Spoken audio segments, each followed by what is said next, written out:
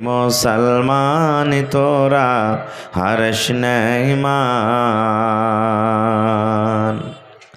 যদি করো নমাজ রোজা থাকবে না তোর পাপের বোঝা। যদি করো নমাজ রোজা থাকবে না তোর পাপের বোঝা। পুলসিরাতে পার করিবেন, পুলসিরাতে পার করিবেন খোদা রব্বে দো জাহান। ওরে মুসলমান তোরা হারস নেইমান,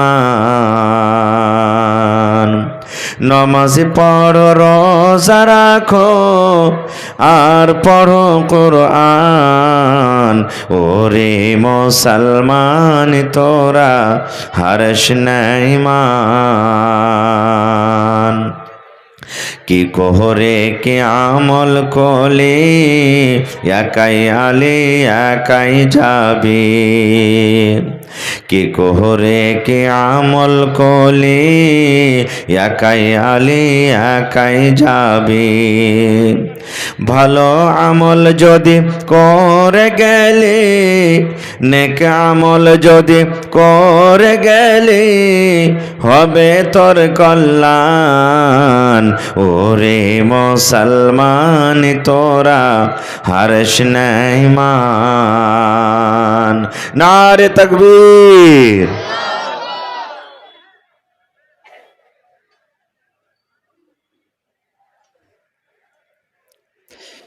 আজকে জলসার যোগ্যতম শ্রদ্ধেয় সভাপতি সাহেব, উপস্থিত ওলামায়ে কেরাম, সারাদিন কামকাজ করে নরম গরম বিছানাকে ত্যাগ করে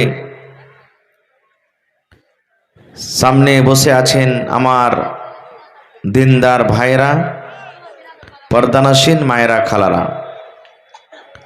সমস্ত তারিফ ও গুণগান সে মহান আল্লাহ তাবারাক ওয়া তাআলার জন্য, যে মহান আল্লাহ তাবারাক ওয়া তাআলা আজকে আমাদেরকে এই কবরস্থানের জালসার পিন্ডালের তলাতে বসে কিছু বলার ও শোনার তৌফিক দিয়েছেন। তাই আমরা আল্লাহ তাবারাক ওয়া তাআলার প্রশংসা করি। অন্তর থেকে মুহাব্বতের সাথে সকলেই পড়েন আলহামদুলিল্লাহ। জোর করে পড়েন ভাই আলহামদুলিল্লাহ। তারপর আমাদের শেষ নবী হযরত মুহাম্মদুর রাসূলুল্লাহ পড়েন সাল্লাল্লাহু আলাইহি সাল্লামের পর অগণন দারুদ শরীফ শান্তির ধারা বর্ষিত হোক, আমিন। আল্লাহুম্মা সাল্লি আলাইহি আল্লাহুম্মা বারিক আলাইহি। ভাই মুসলমান, আজকে আমি আপনাদের সামনে কোরআন মাজিদের কয়েকটা আয়াত তেলাওয়াত করেছি, সাথে আল্লাহর নবী মুহাম্মদ সাল্লাল্লাহু আলাইহি সাল্লামের একটা হাদিস পড়েছি। সে আয়াত এবং হাদিসকে সামনে রেখে আমি আমার বক্তব্য ইতি করব। আমা তৌফিকি ইল্লা বিল্লাহ। আল্লাহর কাছে দোয়া করি রব্বুল আলামিন আমি যা কিছু বলবো যেন সেই হাদিস এবং কোরআন থেকে বলতে পারি, সাথে আমরা শোনার পর যেন সকলে আমল করতে পারি, তার জন্য আল্লাহ আমাদেরকে তৌফিক দেন। পড়ুন আল্লাহুম্মা আমিন। ভাই মুসলমান, ওয়াজ করার আগে একটা গল্প বলবো আপনাদেরকে, আর খুব দামি গল্প। হাদিস কোরআনের কথা নয়, একটা গল্প। মাগরিবের নামাজ কয় রাকাত আছে ফরজ ভাই? জোরে বলেন। 3 রাকাত। মাশাআল্লাহ। এই যে আজকে দেখেন পিন্ডালে অনেক তলেবে ইলমে মাদ্রাসার ছাত্ররা জালসা শুনতে এসেছে। এই মতোই একটা তলেবে ইলমে একটা ছাত্র একটা মসজিদে মাগরিবের টাইম হয়ে গেছে যে নামাজটা এখানেই পড়েলি। যারা মুসাল্লিগণ মসজিদে, ওনারা বললেন, এই ছেলে নামাজটা পড়িয়ে দাও তো, পড়ালেখা ছেলে আছো, নামাজটা পড়িয়ে দাও। ছেলেটা আগে বেড়েছে, ইমাম হয়েছে, আল্লাহু আকবার বলে বুকে হাত বেঁধেছে, বায়েত বাণী পড়ে আউযুবিল্লাহ বিসমিল্লাহ পড়ে সূরা ফাতিহা পড়ে কিন্তু চুপচাপ দাঁড় হয়ে আছে, আর কিচ্ছু পড়ে না। সূরা ফাতিহা পড়া পরে আর একটা সূরা পড়তে হবে না ভাই? হবে। ও ছেলেটা সূরা ফাতিহা পড়ে কিন্তু দাঁড় হয়ে আছে, আর কিচ্ছু বলে না। একটা গল্প বলছি, হাদিসের কথা নেই। কিছু সময় যখন কেটে গেল, কিছুই পড়ে না ছেলেটা, নামাজ আগে বাড়ে না। পিছন থেকে একজন মুসাল্লি তখন বলছেন যে, এই নামাজটা বাড়াবে না, এরকম ভাবে দাঁড় হয়ে থাকবে? আরে আর একটা সূরা পড়ে নামাজটাকে তুমি আগে বাড়াও, রে কাজটাকে পূর্ণ করো।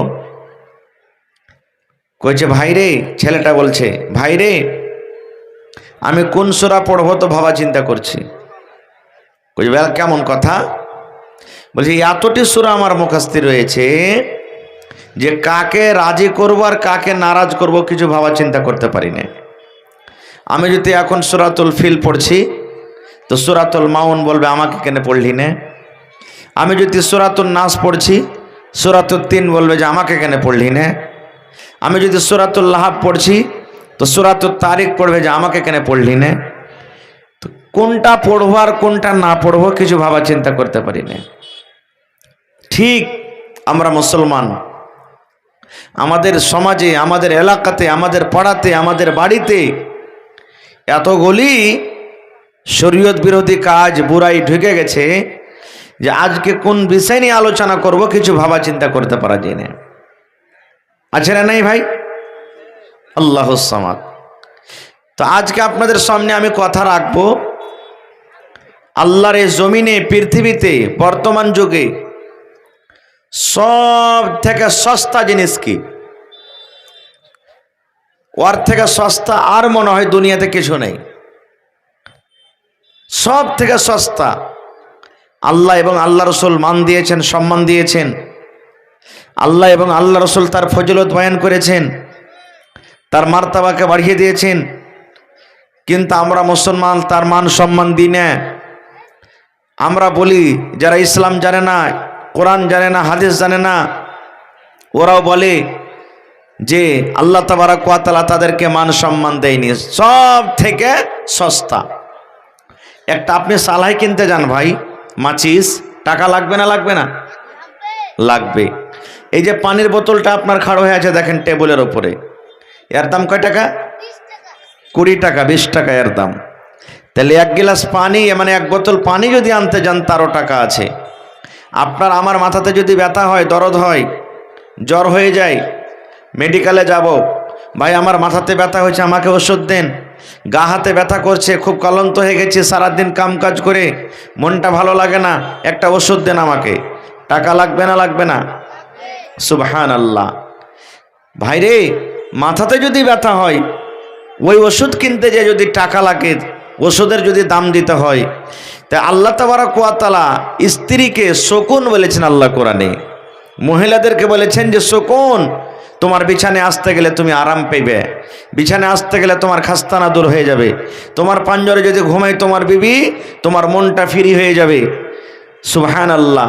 এরকম স্ত্রী যখন আমরা বাড়িতে আনি, বা এই ধরনের মেয়ে ছেলে যখন দুনিয়াতে আসে, তখন আমরা বলি যে এদের মান সম্মান কিছু নেই।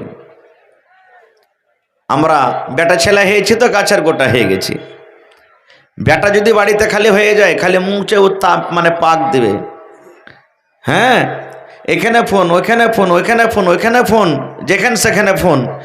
আর একবারে ওই কি চকটার নাম, উচিতপুর চক, দোকানের মিঠাই যতটি আছে না সবকে বেটে খেলিয়ে দেবে ও। আর বেটি যখন হয়ে গেল, ও কাহ কি আর বলবে না, কাহ কি জানাবে না, লজ্জার কারণে, শরমের কারণে। লোক যখন বলবে হ্যাঁ হ্যাঁ তোর বিবিটার যে ছেলে পেলে হবো হবো হয়েছিল, কি হয়েছে? হ্যাঁ বেটি হয়ে, কি হবে ফের? মানে এমন মুখখানটাকে টেঁড়া করে আমরা বলবো যে মনে হয় মনে মনে উল্টি উল্টি করছে মন, জি হ্যাক হ্যাক করছে। ভাই মুসলমান, তা আজকে সেই সস্তা জিনিসের কথা বলবো, যে জিনিসের আমরা দাম দিনে, মূল্য দিনে, আল্লাহ কত দিয়েছেন। সুবহানাল্লাহ। আল্লাহ তাবারাক ওয়া তাআলা কোরআন মাজিদে কত সূরা দিয়েছেন? কথা বলেন একটু, কত সূরা দিয়েছেন? 114 সূরা দিয়েছেন। 114 সূরার মধ্যে একটা সূরার নাম আছে সূরাতুন নিসা। যারা কোরআন পড়ছেন দেখবেন যে বাড়িতে একটা সূরার নাম সূরাতুন নিসা। নিসা মানে মহিলা, নিসা মানে আওরাত, নিসা মানে নারী।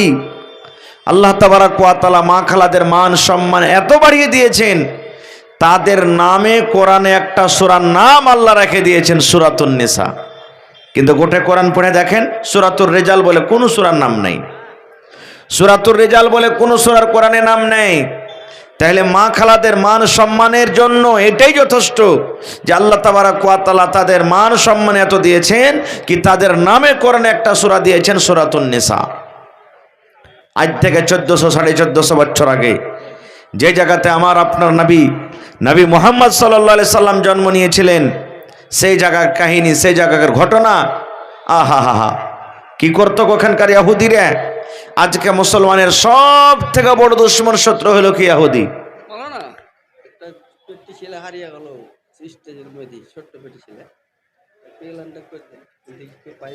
কয় বছর কার? হ্যাঁ, মা খালারা ছেলে পিলাগুলাকে ভালো করে নিয়ে থাকবেন। জালসাতে ছেলে পিলা হারিয়ে যাচ্ছে মানে জালসা শুনতে আসেনি, ও খালি গল্প করতে এসছে। ছেলে হারিয়ে যাবে কেন জি ভাই? এখন এত ভিড় ভাড়ে ছেলে হারিয়ে যাওয়ার মানে খোঁজাখুঁজি খুব কষ্ট। তো কোনো ভাই যদি কান্দাকান্দি করে ছেলেটা দেখতে পান তো স্টেজে পৌঁছে দেবেন। ভাই আমার, 1400-1450 বছর আগে ইহুদি ওরা সব দিনই মুসলমানের দুশ্মন, আজকে নতুন নয়। যেমন আজকে জুলুম অত্যাচার হয়েছে কি হয় না? সুবহানাল্লাহ। তো সাহাবায়ে কেরাম নবীকে এসে বলছেন, হুজুর একটা কথা শুনেছেন? বলছেন কি জি? বলছে ইহুদিরা যখন ওরকে বিবির হাইজ হয়, মাসিক হয়, মা খালার হাইজ হয় মাসে মাসে, 3 দিন 4 দিন 5 দিন 6 দিন করে মা খালারকে হাইজ হয়, মাসিক হয়।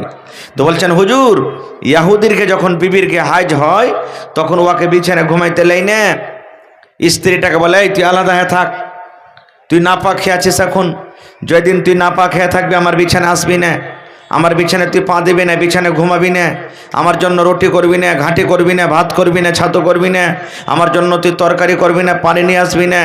যেদিন তুই নাপাক হয়ে থাকবি তুই আমার থেকে দূরে থাক, তুই নাপাক হয়ে আছিস। দেখেন কত জুলুম করত ভাই। এটা তো আল্লাহ রাব্বুল আলামিনের পক্ষ থেকে আল্লাহ তাদেরকে দিয়েছেন যে মাসে মাসে 2 দিন 3 দিন 4 দিন 5 দিন করে তারা নাপাক হয়ে থাকবে। আর সেই কথাটা তারা কত বড় মনে করত, একটা মহিলার পরে কত জুলুম অত্যাচার করত। বিবিকে বলতো তুই নাপাক হয়ে আছিস রে, তুই আমার বিছানা আসবি না, হট তুই এখান থেকে আমার বিছানা থেকে চলে যা। নবী যখন কথাটা শুনলেন তখন নবীজি বললেন কি জানেন?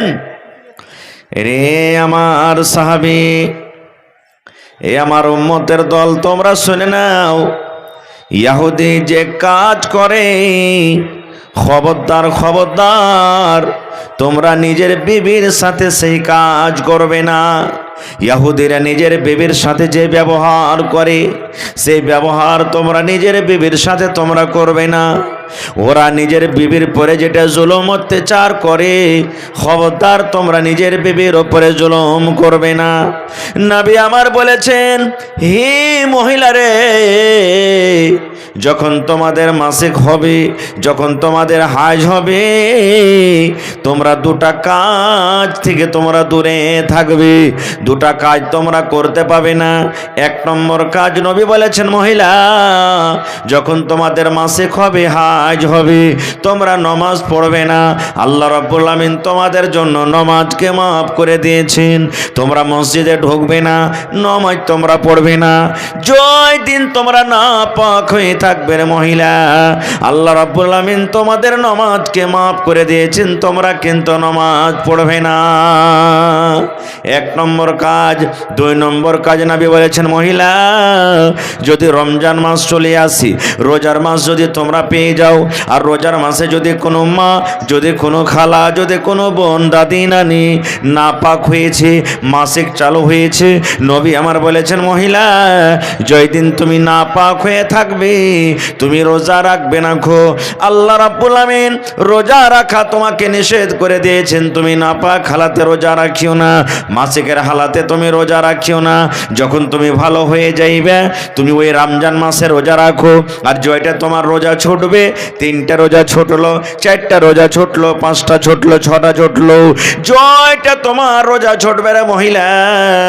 যেমন রমজান মাস চলে যাবে, আর রমজান মাস যখন পার হয়ে গেল, আরো যে সামনে বছর রমজান আসার আগে আগে মধ্যখানে 11 মাস বাঁচলো, এই 11 মাসের মধ্যে তুমি তোমার বাকি রোজাকে তুমি পূর্ণ করে নাও।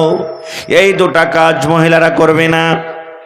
3 নম্বরে নবীজি পুরুষরাকে বললেন, হে পুরুষরা তোমরা শুনে নাও, তোমাদের বিবির হাইজ হয়েছে এই বলে তোমরা বিছানার আলাদা করিও না। তোমার বিবি তোমার পাঞ্জরে ঘুমাবে, গায়ে গা লাগিয়ে ঘুমাবে, তোমার কোনো গুনাহ হবে না। তোমার গায়ে গা লাগায়ে ঘুমাবে, একে বিছানায় ঘুমাবে, তোমার গুনাহ হবে না। তোমার বিবি তোমার জন্য তরকারি রান্না করবে, সেই তরকারি তুমি খাবে, তোমার কোনো গুনাহ হবে না, ক্ষতি হবে না। তোমার বিবি তোমার জন্য রুটি করবে, তোমার বিবি তোমার জন্য ভাত রান্না করবে, তোমার বিবি তোমার জন্য সব কিছু করবে। কিন্তু পুরুষে একটা কাজ তুমি শুধু সেই সময়তে করবে না। কি কাজটা যে মৌলানা? এই কাজটা হলো এইটা, যখন তোমার বিবিরা মাসিকের হালাতে থাকবে তখন বিবির সাথে তুমি সহবাস করিও না, বিবির সাথে তুমি মিলন করিও না। এই কাজটা বাদ দিয়ে তুমি দুনিয়ার যত কাজ আছে তোমার জন্য হালাল, এই কাজটা বাদ দিয়ে তোমার জন্য তোমার বিবি সব কিছু তোমার জন্য হালাল।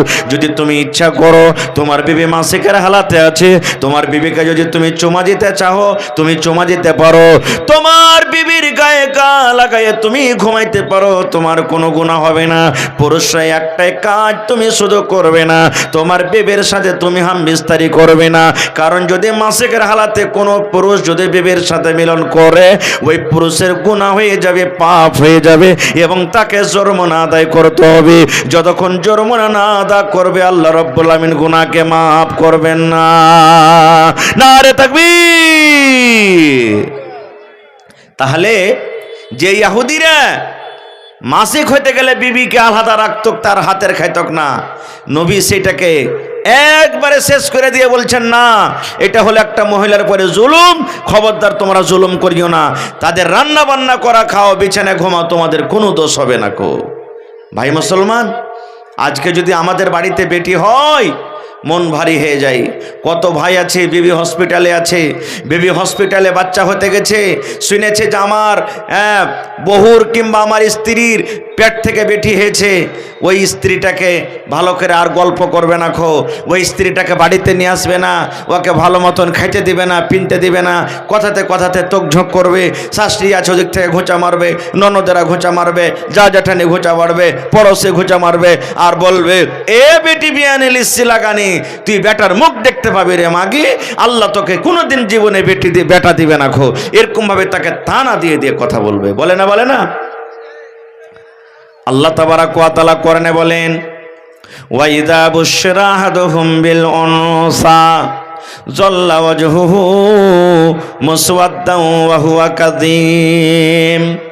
আল্লাহ রাব্বুল আমিন 1400-1450 বছর আগেকার ঘটনা, মক্কাতে যে ঘটনাটা হতো, আল্লাহ রাব্বুল আমিন বলেন ওই মক্কা নগরে কোন মানুষ, সব মানুষ নয়, কোন মানুষ যখন সে কানে শুনতো আমার বেবের পেট থেকে বেটি হয়েছে, বেটা হয়নি, ওরে আল্লাহ, আল্লাহ রাব্বুল আমিন বলেন দুনিয়ার মানুষ রে, ওই বেটির বাপ লজ্জার কারণে, শরমের কারণে নিজের মুখখানটাকে ঢেকে ঢেকে ঢেকে হাঁটত, লজ্জার কারণে কোনো মানুষের পাঞ্জরে বসত না, লজ্জার কারণে মুখ কালো হয়ে যায়। এই মনে মনে চিন্তা করত, আয় আল্লাহ কেন তুমি আমাকে বেটি দিলা, আল্লাহ কেন তুমি আমাকে বেটা দিলে না, আল্লাহ যে কে আমাকে শ্বশুর বলবে, আমি কাকে জামাই বলবো, এ রব্বুল আলামিন, কেন তুমি আল্লাহ আমাকে বেটে দিলে, কেন বেটা দিলে না? এই লজ্জার কারণে, শরমের কারণে। ওরে আল্লাহ, লোকটা ভালোভাবে বাড়ি থেকে বের হইতক না, দোষ বন্ধুদের পাঞ্জরে বসতক না। লোকেরা যখন সেই রাস্তা দিয়ে হাঁটতক, লোকেরা তাকে তানা দিয়ে দেখে দেখে বলতো, দেখ রে, এটা আব্দুল্লাহ চলে যায় বেটির বাপ, এরে এটা হালিম চলে যায় বেটির বাপ, এটা বেটির বাপ চলে যায়। এরকম ভাবে লোকেরা ঘোঁচা দিয়ে দিয়ে কথা বলতো। আর মনে করত, লজ্জা মনে করত বেটি বাড়িতে জন্ম নিতে গেলে। ইমাম বাগাবী রহমতুল্লাহ আলাইহি বলেন, বেটির বয়স যখন 5 বছর, 6 বছর, 7 বছর যখন হইতো, তখন একটা কোদাল নিয়ে নিত। কাউ কি জানাইতক না কো, ওই বাপ একটা কোদাল নিয়ে চলে যেতেন মাঠে, একবারে জঙ্গলে ময়দানে চলে যেতেন। আর যাওয়ার পর একটা খাল করতো, গর্ত করতো, খাল করে বাড়ির ভিতরে চলে আসতো। আসা পর তখন বিবিকে বলতো, এই হালেমার মা, জায়েদার মা, জামিলার মা, শুন, কই আমার হালেমা জায়েদা কই? বলছে এই মনে হয় বাড়িতে আছে, বা খেলছে, বা কিছু হচ্ছে। কি স্বামী, কি কথা? এবার সে বাপ বলতো, বিবি রে, আমার হালেমাকে তুমি সুন্দর করে নতুন সাজা দাও, আমার হালেমাকে তুমি তেল গোসল দিয়ে দাও, আমার হালেমাকে নতুন জামা কাপড় দিয়ে দাও। কারণ আরবের মেলা কেমন হয়, আরবের মেলা কেমন হয়, আরবের বাজার কেমন লাগে, জীবনে কোনোদিন আমার কলেজার টুকরা হালেমা জায়েদা খালেদা দেখেনি। তুমি সুন্দর করে নতুন সাজিয়ে আমাকে দিয়ে দাও, আমি তাকে মেলা বাজার ঘুরতে আমি নিয়ে যাব। বিবিকে বলতেন এরকম ভাবে। বিবি তো জানে না আমার স্বামী কোন মেলা তাকে ঘুরতে নিয়ে যাবে, কোন বাজারে নিয়ে যাবে। ওরে সুবহানাল্লাহ, মা কিন্তু খুব খুশি। যাই, আমার বেটির পরে মনে হয় তার আব্বার ময়া হয়েছে, আর মনে হয় তাকে মারবে না, কিচ্ছু বলবে না, আদর করবে। মেলা ঘুরতে, বাজার ঘুরতে যখন নিয়ে যেতে চেয়েছে, এর মানে আমার স্বামী আমার বেটিকে কত আদর করবে। ওরে সুবহানাল্লাহ, মা কিন্তু জানে না কোন মেলা ঘুরতে নিয়ে যাবে, কোন বাজার ঘুরতে নিয়ে যাবে। মা সুন্দর করে মেয়েকে গোসল দিয়ে, নতুন জামা কাপড় দিয়ে, তেল কাজল দিয়ে আব্বার হাতে তুলে যেতেন। ইমাম বাগাবী রহমাতুল্লাহ আলাইহি বলেন, হাত কান ধরে হাঁটতে হাঁটতে হাঁটতে হাঁটতে ওই জঙ্গলে বা ওই ময়দানের দিকে চলে যেতেন, যে জায়গাতে বেটেকে দফন করব বলে গর্ত করে এসেছিলেন। চলে যেতেন ওই জায়গাতে যেখানে গর্ত করে এসেছিলেন। এবার হাঁটতে হাঁটতে, যখন হাঁটতে হাঁটতে গর্তর পাঞ্জরে পৌঁছে যাওয়া, এবার বেটি বলতো, আব্বা গো, এইখানে কোনো বাড়ি নাই, কোনো দোকান নাই, কোনো মানুষজন কিছু নাই, কোথায় আপনি আমাকে নিয়ে যাবেন? আব্বা বলতো, বেটে রে, এই মাঠের পর, এই ময়দানের পর একটা সুন্দর মার্কেট আছে, বাজার আছে রে, কলেজার টুকরা, সেই বাজারে তোমাকে নিয়ে যাব। হাই রে মাসুম বাচ্চি, ও তো জানে না কোন মেলা আমার আব্বা জান আমাকে নিয়ে যাবে। এবার হাঁটতে হাঁটতে ওই খালের পাঞ্জরে, গর্তর পাঞ্জরে যখন পৌঁছে যায়, এবার আব্বা জান বেটিকে বলে, হালেমারি, এ আমার জায়েদা খালেদা, তুমি একটু নিজের মুড়িটাকে বাড়িয়ে দেখো রে মা, খালটা কত বড়। তুমি নিজের চোখটা বাড়িয়ে দেখো রে মা, খালটা কত বড় রে। সুবহানাল্লাহ, যেমনই কলেজের টুকরা নিজের মাথা কানটাকে বাড়িয়ে যেমন গর্তর দিকে তাকা, আব্বাজান পিছন থেকে হঠাৎ করে এমন জোর করে তাকে একটা ধাক্কা দিল। ধাক্কা দেওয়ার সাথে সাথে কলেজার টুকরা মেয়ে কিন্তু খালে পড়ে যায়। যেমনই খালে পড়ে গেল, এবার খালে পড়ে তখন বলছে, আব্বা গো, তুমি কেন আমাকে গর্ততে ধাক্কা দিলে? আব্বা গো, কি অপরাধ করেছি, কি আমি দোষ করেছি, তুমি আমাকে গর্ততে ফেলে দিলে? আব্বা বলতো, বেটি রে, জীবনের মতো তুমি আজকে আমাকে আব্বা আব্বা বলে ডেকে নাও, জীবনের মতো মাকে মা মা মা মা বলে ডেকে নাও, জীবনের মতো তুমি মাথার ওপরে আকাশটাকে দেখে নাও। আজকের পর তুমি আমাকে আব্বার বলে ডাকতে পাবে না, মাকে মা মা বলে তো ডাকতে পাবে না, কারণ তোমাকে আজকে আমি এই মাটির ভিতরে, এই গর্তর ভিতরে তোমাকে আমি দফন করে চলে যাব। বেটি যখন কথাটা শুনতো, বেটি কাঁদছে, চোখ দিয়ে পানি ঝরছে, আর বলছে, আব্বা গো, আমি কি অপরাধ করেছি গো আব্বা, আপনি আমার হায়াতটাকে শেষ করে দিবেন? আমি কি জুলুম করেছি আপনার ওপরে, কি আমি ক্ষতি করেছি, আপনি আমাকে দফন করে চলে যাবেন? বলছে, বেটি রে, যেদিন থেকে তুই দুনিয়াতে এসেছিস রে মা, আমি লজ্জার কারণে বাড়িতে আমি থাকতে পারি না, গ্রামে আমি হাঁটতে পারি না, আমি 10 বন্ধুর সামনে আমি বসতে পারি না। যদি আমি গ্রামে হাঁটে যাই, লোকরা আমাকে টানা দিয়ে দিয়ে ঘুঁচা দিয়ে দিয়ে কথা বলে। এই জন্য তোমাকে আর দুনিয়াতে আমি রাখবো না, তোমাকে আমি এই গর্তর ভেতরে, খালের ভেতরে তোমাকে দফন করে চলে যাব। ইমাম বাগাবী রাহমাতুল্লাহ আলাইহি বলেন, ওরে সুবহানাল্লাহ। ওই কলেজার টোকরা বলতো, আব্বা গো, জীবনে কোনোদিন আপনার বাড়ি আর ঘুরে যাব না, মাকে মা মা মা বলে আর ডাকবো না, আপনাকে আব্বা বলে আর ডাকবো না। আমার 2 চোখ যেদিকে যাবে আমি চলে যাব, জীবনটা কাটিয়ে দিব। আমি আপনার বাড়িতে ঘুরে যাব না, আমি আমার কারণে যদি আপনি লজ্জা পান, আমি আপনার বাড়িতে যাব না। যেদিকে আমার চোখ যাবে আমি চলে যাব, কিন্তু দয়া করে আব্বা তুমি আমাকে গর্ত থেকে উঠাইয়া নাও। এরকম ভাবে মেয়ে খালে পড়ে পড়ে, গর্ততে পড়ে পড়ে কাঁদতে থাকতো। হায়রে আব্বা জান একটাও কথা না বলে ওই জিন্দা জীবিত বেটিকে ওই খালের ভেতরে, গর্তর ভেতরে দফন করে বাড়িতে চলে যেত। নবী যখন আমার শুনলেন মানুষরা নিজের বেটিকে এরকম ভাবে দফন করে, নবী যখন আমার শুনলেন মানুষরা নিজের বেটিকে জিন্দা দফন করে জমিনে পুঁতে চলে আসি, আল্লাহ রাসূল বলেছেন, হে বেটির বাবা তোমরা শোনো রে, আজকে যত পিন্ডালে আছেন কত মানুষের বেটি আছে বাড়িতে, কোনো মানুষের একটা আছে, কোনো মানুষের 2টা আছে, কোনো মানুষের 5টা আছে, এরকম করে করে পাড়ায় মানুষের বেটি আছে। বেটির বাপ শুনেন, সহিহ হাদিস নবী আমার বলেছেন, আল্লাহ রাব্বুল আমিন 2টা মেয়ে দিয়ে যাকে পরীক্ষা করেছেন, আল্লাহ রাব্বুল আমিন 2টা বেটি দিয়ে যাকে পরীক্ষা করেছেন, হাদিসে 2টার কথা আছে, 2টা হোক, 1টা হোক, 3টা হোক, 5টা হোক, আল্লাহর নবী বলেছেন উম্মত, আল্লাহ রাব্বুল আমিন যাকে মেয়ে দান করেছেন, বেটি দান করেছেন, আর বেটি পেয়ে যদি মুখখানটাকে ভারী না করি, যদি বেটি যখন বড় হলো তাকে তেল কাজল দিয়ে সুন্দর করে পড়িয়ে লেখে শক্তি হিসাবে একটা ভালো জামাই, একটা ভালো বাড়ি দেখে যদি বিয়ে দিতে পারে, নবী আমার বলেছেন বেটির বাবা আর আমি নবী জান্নাতের ভিতরে থাকবো। কেমন হয়ে জান্নাতে থাকবো? নবী আমার 2টা মঙ্গল, 2টা লোককে ইশারা করে বলছেন, হে বেটির বাপ তোমরা শোনো রে, এই 2টা লোক যেমন পাশাপাশি হয়ে আছে, আমি নবী আর ওই বেটির বাবা জান্নাতের ভিতরে পাশাপাশি হয়ে থাকবো। নারে তাকবীর, সুবহানাল্লাহ।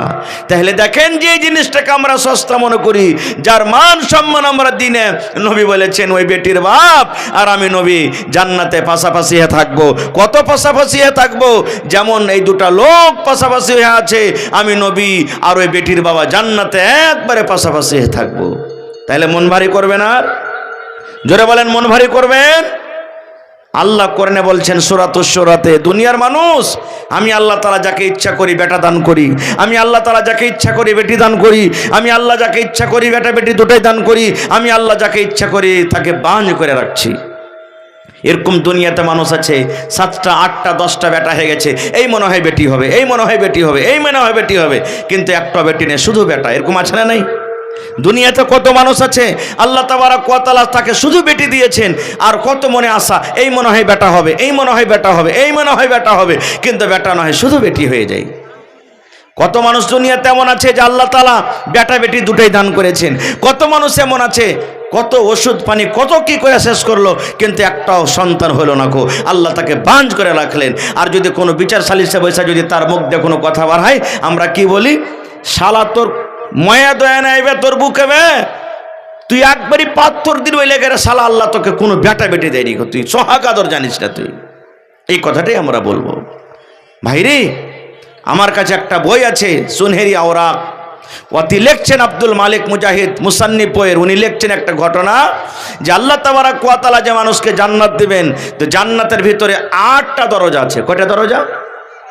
কথা বলেন, কয়টা দরজা আছে?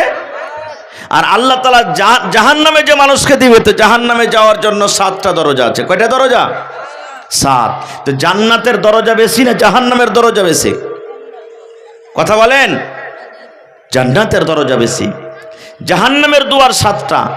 এবার একটা লোক ছিল, ওর প্রথমে একটা বেটি হলো, মনে মনে ভাবলো মনে হয় বেকার বেটা হবে, কিন্তু না, আবার বেটি হলো। 3 নম্বরে আবার বেটি হলো, 4 নম্বরে আবার বেটি হলো, 5 নম্বরে আবার বেটি হলো, 6 নম্বরে আবার বেটি হলো। মন খারাপ ওর। স্ত্রীকে বলছে, এই শুন, তোকে আর বিছানে লিব না রে, বেটার মুখ তুই আমাকে দেখাবি না, তুই তোর বেটি কোটাকে সবটি লে আর লে নামতে সোঁপ পড়ে শুয়ে থাক। তেল কাজল দেওয়া বন্ধ হয়ে গেল, ফেস পাউডার দেওয়া বন্ধ হয়ে গেল, চিরুনি বন্ধ হয়ে গেল, সাবন দেওয়া বন্ধ হয়ে গেল।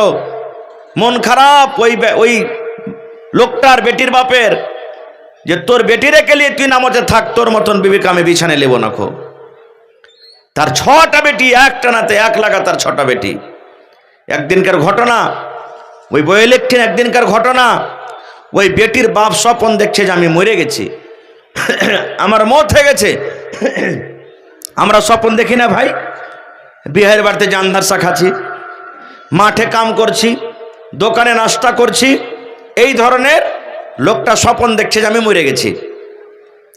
এবার মনে মনে বলছে, আরে ঠিকই আমি মরে গেছি নাকি।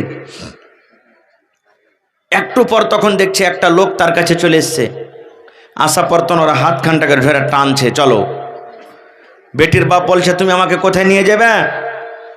বলছে যে তোমাকে জাহান্নামের ভিতরে নিয়ে যাব। তখন ওর মনে হলো যে আসলেই আমি মরে গেছি, কারণ মানুষের জান্নাত জাহান্নাম মরার পর না হইবে, ওর বিশ্বাস থাকলো আসলে আমি মরে গেছি। এবার শোনেন মজার ঘটনা। ওরে সুবহানাল্লাহ, এবার লোকটাকে জাহান্নামের ফেরেশতা যখন হাত খান ধরে টানতে টানতে টানতে জাহান্নামের প্রথম গেট, প্রথম দুয়ারের দিকে নিয়ে যেতে শুরু করেছেন।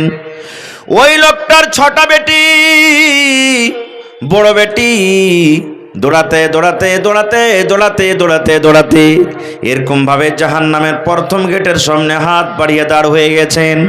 এবার জাহান্নামের ফেরেশতা বলছেন, হে আল্লাহর বান্দে, তুমি কে?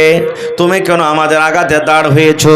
কেন তুমি হাত দিয়ে তুমি ঘিরে নিলে? কে? ব্যাপারটা কে তুমি? এবার বলছেন, এই জাহান্নামের ফেরেশতা, এটা আমার আব্বা জান, আমরা হলাম 6টা বেটি। আমার আব্বা জানেন আমি প্রথম বেটি, বড় বেটি।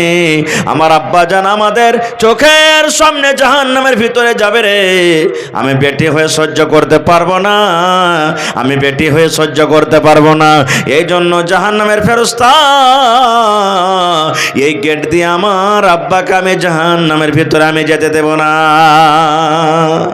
এই ফেরেশতা, আমি আমার আব্বা জানকে আমি এই গেট দিয়ে জাহান্নামের ভিতরে যেতে দেব না খো। জাহান্নামের ফেরেশতা আবার হাত কান ধরে টানতে টানতে 2 নম্বর দরজা দিয়ে হাঁটতে শুরু করেছেন। 2 নম্বর বেটি, মাঝো বেটি দৌড়াতে দৌড়াতে হাজির। হে জাহান্নামের ফেরেশতা রে, আমি আব্বার 2 নম্বর বেটি, আমি আব্বার 2 নম্বর বেটি, মাঝো বেটি। আমার চোখের সামনে আমার আব্বা জাহান্নামের ভেতরে যাবে, আমি তার বেটি সহ্য করতে পারবো না। এই জন্য জাহান্নামের ফেরেশতা রে, আমার আব্বা জানকে আমি এই গেট দিয়ে জাহান্নামের ভেতরে আমি যেতে দেব না। ইমাম সুবহানাল্লাহ। এবার মুসান্নিফ বলছেন সেই কেতাবি 3 নম্বর গেটে 3 নম্বর বেটি হাজির হয়ে গেল, 4 নম্বর গেটে 4 নম্বর বেটি হাজির হয়ে গেল, 5 নম্বর গেটে 5 নম্বর বেটি হাজির হয়ে গেল, 6 নম্বর গেটে 6 নম্বর মেয়ে কলেজার টুকরা হাজির হয়ে গেল। এই জাহান্নামের ফেরেশতা, আমি আব্বার 6 নম্বর মেয়ে, 6 নম্বর বেটি, আমি আমার আব্বা জানকে জাহান্নামের ভিতরে আমি যেতে দেব না। কয়টা গেট বাঁচলো জি ভাই? আর কয়টা বাঁচলো? একটা কিন্তু এখন আছে, আর ওর বেটি আছে, আর বেটি নাই আর। এবার 6 নম্বর গেট থেকে যখন বেঁচে গেল, ওই বেটির বাপের চোখ দিয়ে ঝরঝর ঝরঝর ঝরঝর করে পানি ঝরতে শুরু হয়েছে। বেটির বাপ কিন্তু কাঁদতে শুরু করেছে। এবার জাহান্নামের ফেরেশতা তখন বলছেন, আল্লাহর বান্দা তুমি কাঁদো কেন? এখনো তুমি জাহান্নামের ভিতরে যাওনি রে, এখনো জাহান্নামের তুমি মজা খাওনি। কি কারণে তুমি কান্দো, তোমার চোখে কেন পানি? এবার কানতে কানতে বলছে, জাহান্নামের ফেরেশতারে, এখনো আমি জাহান্নামের ভেতরে যাইনি, এখনো আমি জাহান্নামের মজা পাইনি, জাহান্নামের শাস্তি আমি পাইনি, কিন্তু এই জন্য কান্দে রে ফেরেশতা, আজকে আমাকে 7 নম্বর গেট থেকে আমাকে কে বাঁচাবে?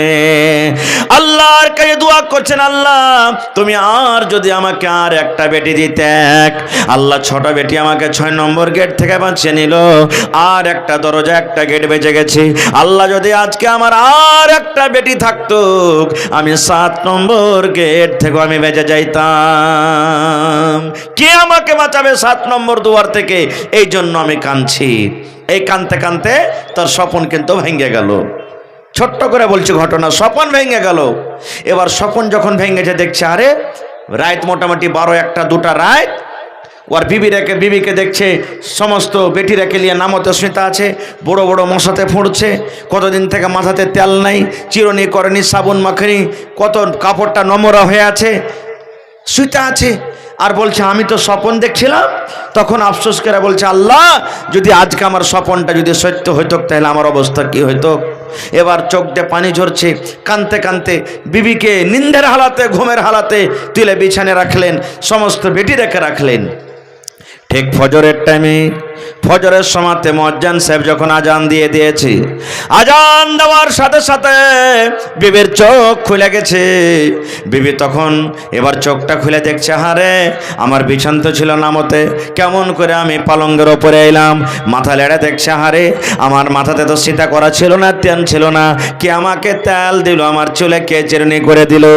এবার স্বামীর দিকে যাচ্ছে, কান্দা কান্দা কান্দা তার চোখ কিন্তু লাল হয়ে গেছে, কান্দা কান্দা চোখের পাতাগালা ফুলে গেছে।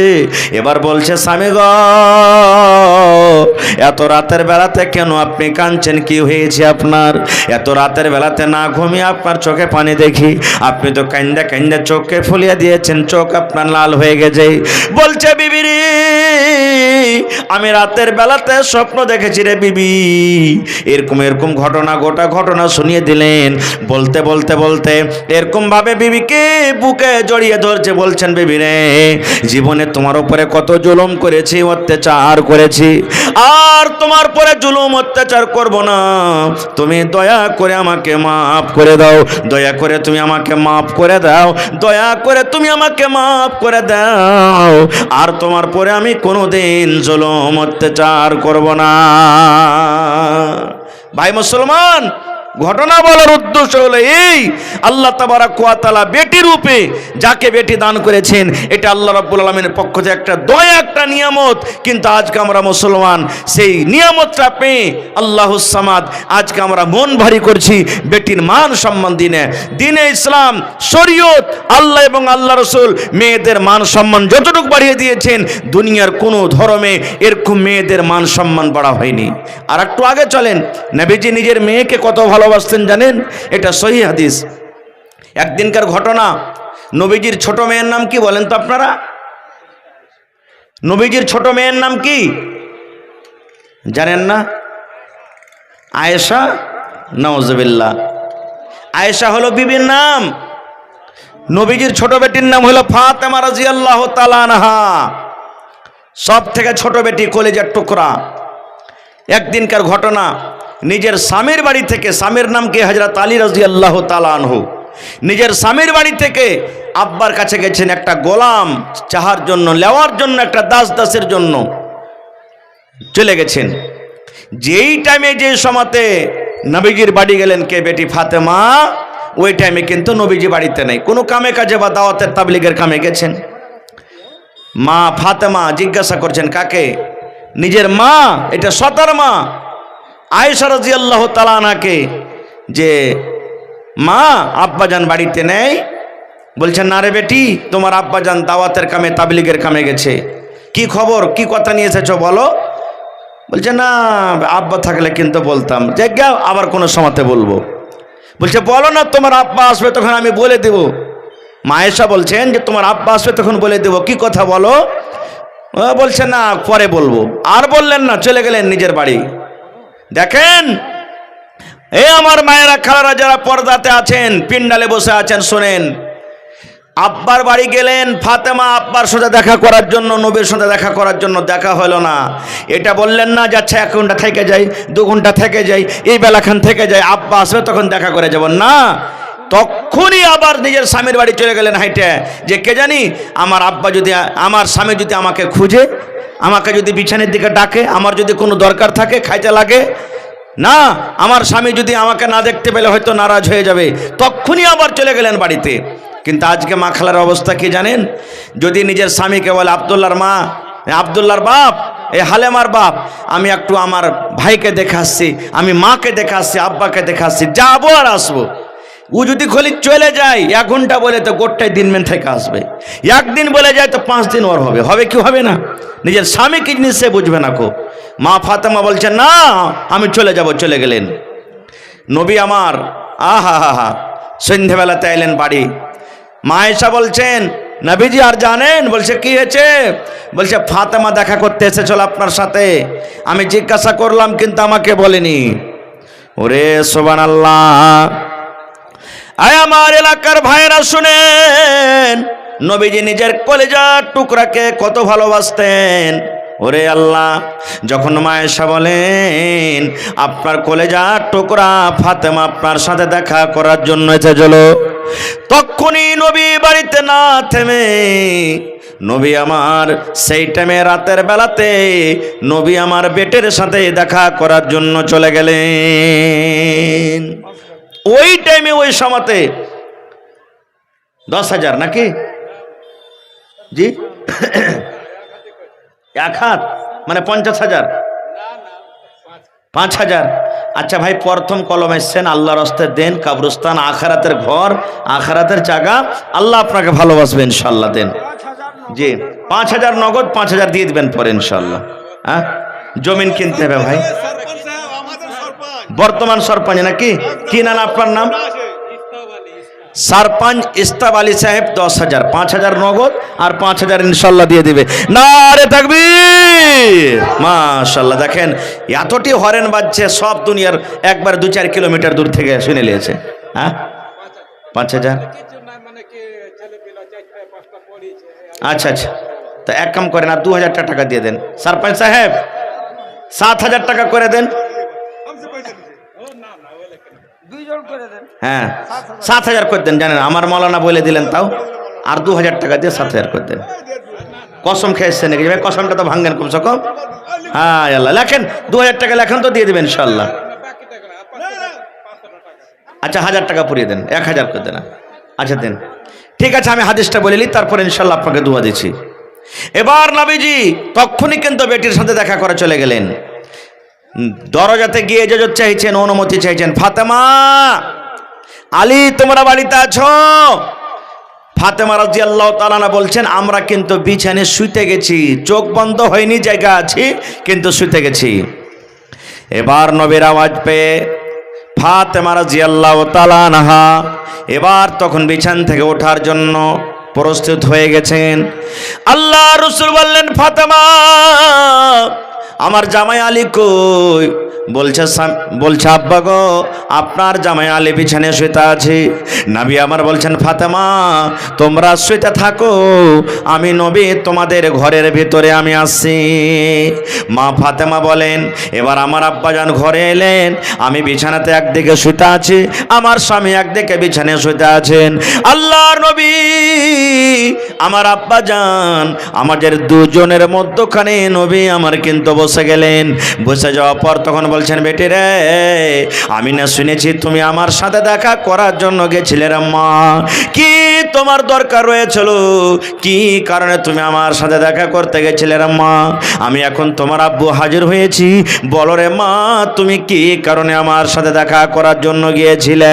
এই আমার এলাকার ভাইয়েরা শোনেন, নবী আমার কত ভালোবাসতেন বেটিকে।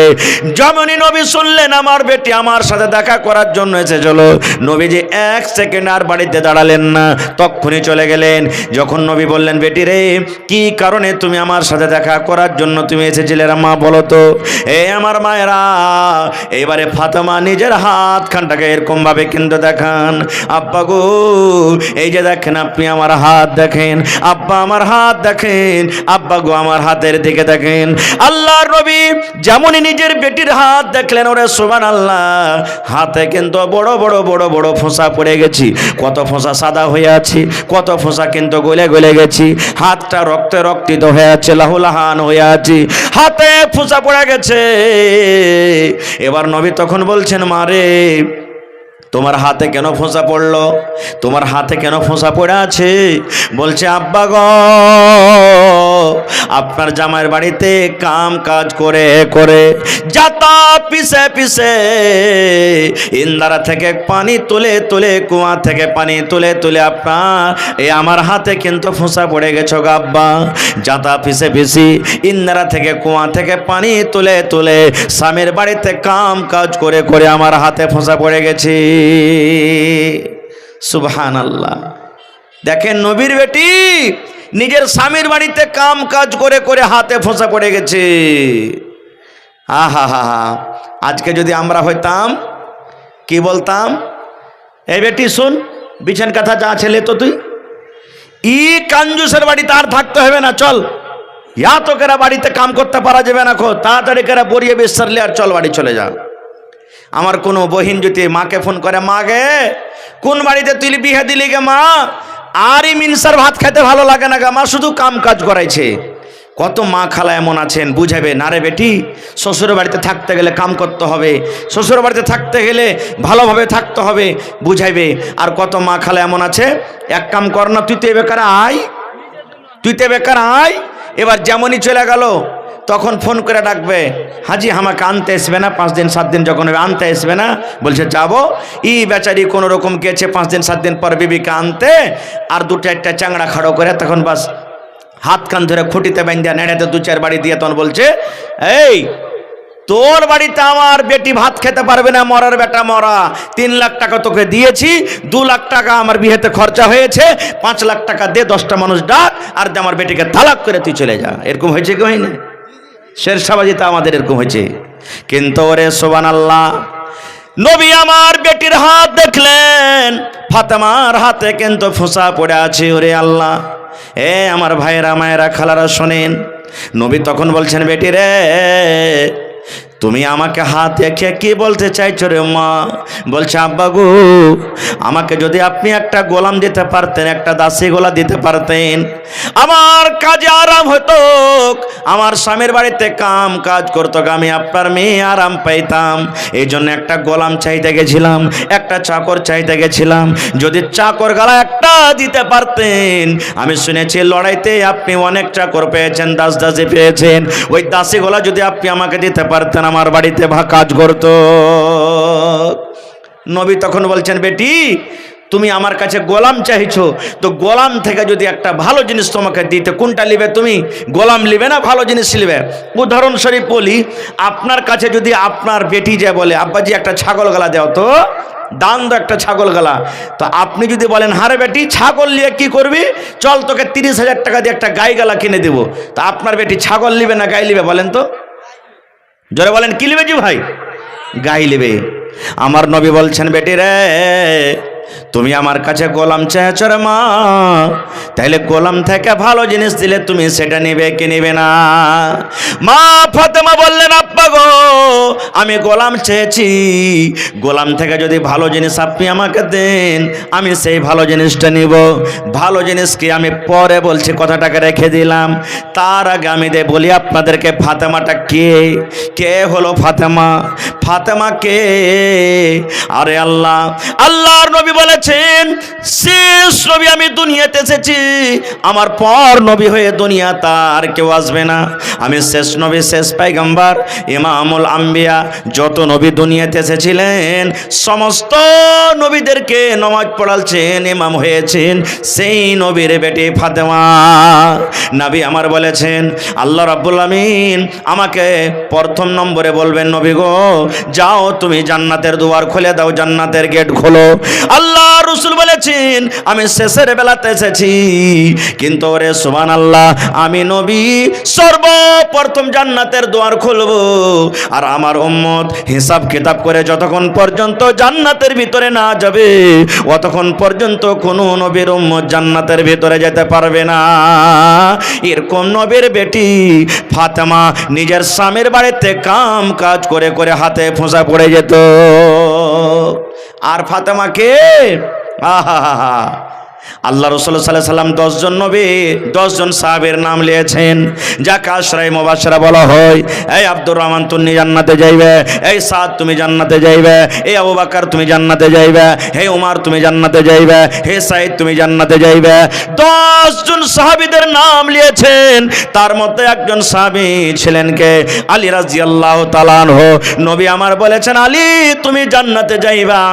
দুনিয়াতে তারা জান্নাতের খুশখবরি পেয়েছেন, দুনিয়াতে জান্নাতের সার্টিফিকেট পেয়েছেন, আলে তুমি জান্নাতে যাইবা। ওরে সুবহানাল্লাহ, এরকম জান্নাতে মানুষ যে দুনিয়াতে জান্নাতের সার্টিফিকেট পেয়েছেন, এরকম জান্নাতে মানুষের বিবি হলেন কে? ফাতেমা রাদিয়াল্লাহু তাআলা আনহা, যে নিজের স্বামীর বাড়িতে কাম কাজ করে হাতে ফোঁসা পড়ে যেত। আর কে ফাতেমা? একদিনকার ঘটনা, নবীজি জিবরিল ফেরেশতার সাথে গল্প করছেন। তখন হাসান হোসেন ছোট বাচ্চা, 5-7 বছরকার বাচ্চা, 2-4 বছরকার বাচ্চা, হঠাৎ করে কাঁদতে কাঁদতে নবীর পাঞ্জরে বসে গেছেন যাইয়া। হযরত জিবরিল আর নবীজি একটুখানি দূরে গল্প করছেন, আর আল্লাহ রাসূল সাল্লাল্লাহু আলাইহি সাল্লামের নাতি হাসান এবং হুসেন কাঁদছেন, কাঁদতে কাঁদতে নবীর পাঞ্জরে বসে গেছেন। এবার তখন জিবরিল ফেরেশতা বলছেন নবী গো এটা কে? বলছে আমার নাতি। জিবরিল ফেরেশতা বলছেন নবী গো আপনার নাতিকে আপনি কত ভালোবাসেন। এবার নবী বললেন জিবরিল রে আমার নাতিকে আমি অত ভালোবাসি, যে আমার নাতিকে ভালোবাসে সেই নবী যেন আমাকে ভালোবাসলু। আমার নাতিকে যে মহব্বত করে আমার সাথে মহব্বত করলু, আর আমার নাতিকে যে ভালোবাসে না মহব্বত করে না সেই যেন নবী আমি আমার সাথে সে মহব্বত করলো না। এবার জিবরিল আমির বললেন নবী গো যে নাতিকে আপনি এত আদর দেন এত ভালোবাসেন তার ভালোবাসা তো আপনার ভালোবাসা, তার নারাজগিকে আপনার নারাজি, আপনার মরে যাওয়ার পর আপনার দুনিয়া থেকে চলে যাওয়ার পর একটা এমন সময় আসবে, একটা এমন টাইম আসবে আপনার এই নাতিকে কিছু মানুষেরা তীর দিয়ে বললাম দিয়ে তালোয়ার দিয়ে কত রকম কষ্ট আঘাত দিয়ে আপনার নাতিকে দুনিয়া থেকে শহীদ করে দেবেন। যেমন কথাটা শুনলেন, এবারে নবী বলছেন জিবরিল রে আমার এই নাতিকে এত আদর করি আমার নাতিকে মারবি, আমার এত নাতিকে কষ্ট দিয়ে মারবি? বলছে হ্যাঁ আপনার নাতিকে শহীদ করে দিবে। এবার নবী বললেন জিবরিল আমার নাতিকে যখন মারবে আমি নবী সেই সময়তে বাঁচবো না, থাকতে পাবো না। কিন্তু জিবরিল রে যেই জায়গাতে আমার নাতিকে মারা হবে তুমি দয়া করে ওই জায়গাটা ওই জমিনখানা তুমি আমাকে একবার দেখাও তো, যেই জায়গাতে আমার নাতিকে শহীদ করা হবে। ওরে আল্লাহ, এবার আল্লাহ রাব্বুল আমিনের আদেশে জিবরিল আমিন সেই জায়গাটা সেই জমিনটা যেই জায়গাতে নবীর নাতিকে শহীদ করা হয়েছে আল্লাহ রাব্বুল আমিনের আদেশে সেই জমিনখানটা নবীকে দেখিয়ে দেওয়া হলো। শুধু তা নয়, আল্লাহ রাসূল বলেছেন যত নওজওয়ান যত যুবকরা জান্নাতের ভিতরে যাবে, যত নওজওয়ান জান্নাতের ভিতরে যাবে রে আমার নাতি হাসান হোসেন জান্নাতের ভিতরে যাবে। এবং শুধু জান্নাতে যাবে না, সমস্ত নওজওয়ান সমস্ত যুবকের জান্নাতের ভিতরে সর্দার হবেন আমার নাতি হাসান হোসেন। এরকম জান্নাতে সর্দারের হাসান হোসেনের মা হলেন ফাতেমা, যে নিজের স্বামীর বাড়িতে কাম কাজ করে হাতে ফোঁসা পড়ে যায়। এবার ফাতেমাটা কি আর একটু জানেন? এই আমার মায়েরা খালারা, আল্লাহ রাসূল সাল্লাল্লাহু আলাইহি ওয়াসাল্লাম বলেছেন আমার ফাতেমা জান্নাতের ভিতরে যাবে, আমার ফাতেমা জান্নাতে যাবে, আমার ফাতেমা জান্নাতি মহিলা। আল্লাহ রাসূল বলেছেন আমার ফাতেমা শুধু জান্নাতে যাবে না রে, যত মহিলারা জান্নাতের ভিতরে যাবে, যত নারীরা জান্নাতের ভিতরে যাবে, সমস্ত নারীদের নেত্রী, সমস্ত নারীদের সরদারনি হবে কে? আমার ছোট বেটি কলেজার টুকরা ফাতেমা। এরকম জান্নাতি মেয়ে ছেলে ফাতেমা নিজের স্বামীর বাড়িতে কাম কাজ করে করে হাতে ফোঁসা পড়ে যেত। সুবহানাল্লাহ। তা নবীজি বেটিকে এত আদর করতেন। गुजारिश है कि आप लोग शांति बनाकर बैठ जाएं। जो रजाकार हजरात हैं, जो जलसा कमेटी है, अगर कोई मामला पेश आता है तो वो देख लेंगे। सामीन हजरात से गुजारिश है कि आप लोग बैठ जाएं। আপনারা বসে যান ভাই, এরকম ভাবে মাহফিল ছেড়ে চলে যাওয়াটা कोई কিন্তু मामला ঠিক নয়। नहीं है, आप लोग बैठ जाएं। কিছু হয়েছে শান্তি ওখানে আছে, বানাकर आप लोग volunteer बैठ আছে, ওরা जाएं। দেখছে। আপনারা বসে যান। তো ভাই আমার কথা হলো যে আমাদের বাড়িতে যদি মেয়ে জন্মগ্রহণ হয়, এরকম ভাবে আদর মোহাব্বত আমাদেরকে করতে হবে, মন ভারী করতে হবে না কো ভাই। বলার কথা মেলায় আছে, এরকম ভাবে যদি বয়ান রাখা যায় আরো কিছু সময় লাগবে। তবে ভাই আজকের জালসা হলো কি কবরস্থানের জালসা নাকি? আজকে জালসাটা হলো কবরস্থানের জালসা। আল্লাহুস সামাদ। आज का जलसा कमेटी जो भी हैं रजाकार हजरात से गुजारिश है कि आप लोग जो दौड़ धूप कर रहे हैं या कोई मामला है, आप सामीन हजरात को पंडाल में आने के लिए कहें। হয়নি হবে না হতে পারে না আমার নবীর সাথে কারো তুলনা, হয়নি হবে না হতে পারে না আমার নবীর সাথে কারো তুলনা। হায়রে তুলনা তো দূরের কথা, ছায়াও মিলে না। হয়নি হবে না হতে পারে না আমার নবীর সাথে কারো তুলনা, হয়নি হবে না হতে পারে না আমার নবীর সাথে কারো তুলনা। সকল নবী রাসূল ছিলেন খোদার দিবানা, দু নয়নে দেখব খোদা ছিল তামান্না। সকল নবী রাসূল ছিলেন আল্লাহর দিবানা, দু নয়নে দেখব আল্লাহ ছিল তামান্না।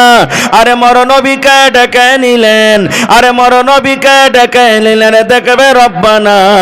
হয়নি হবে না হতে পারে না আমার নবীর সাথে কারো তুলনা, হয়নি হবে না হতে পারে না আমার নবীর সাথে কারো তুলনা।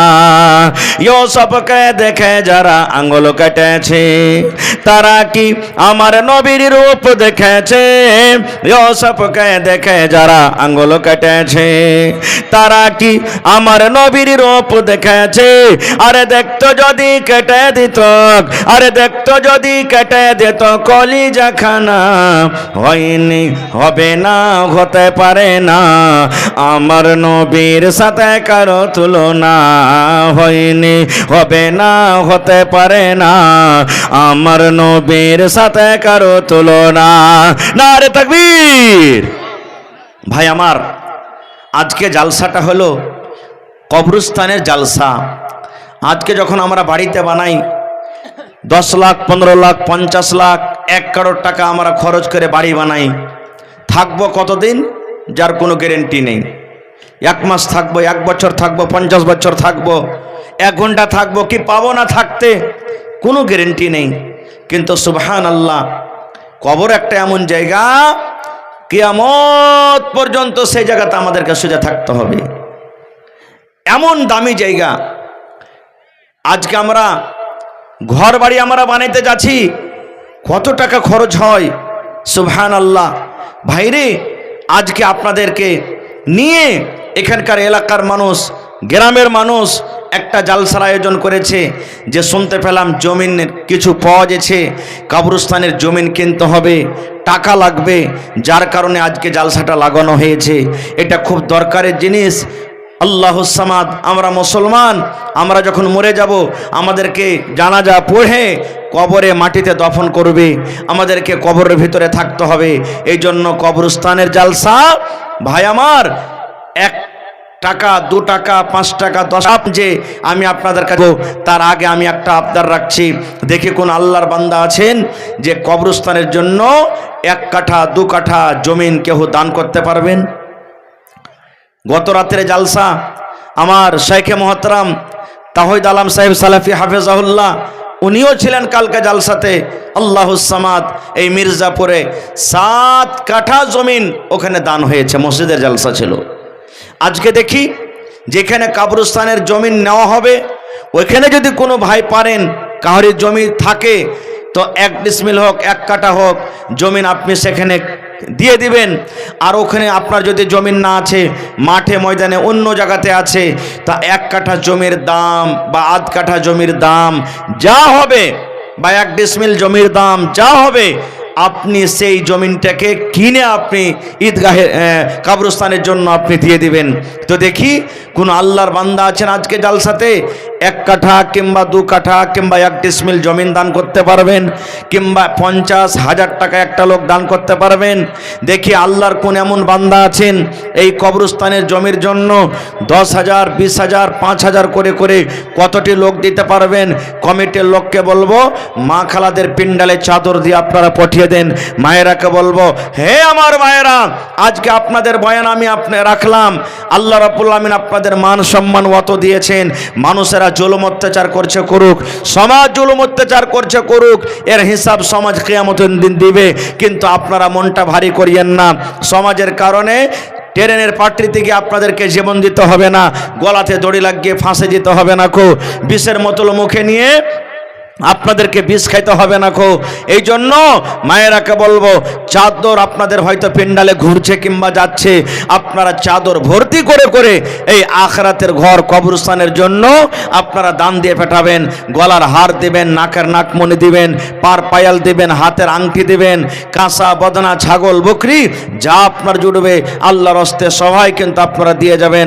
মেহেরবানি করে কেউ বাকি থাকবেন না আল্লাহর হস্তে।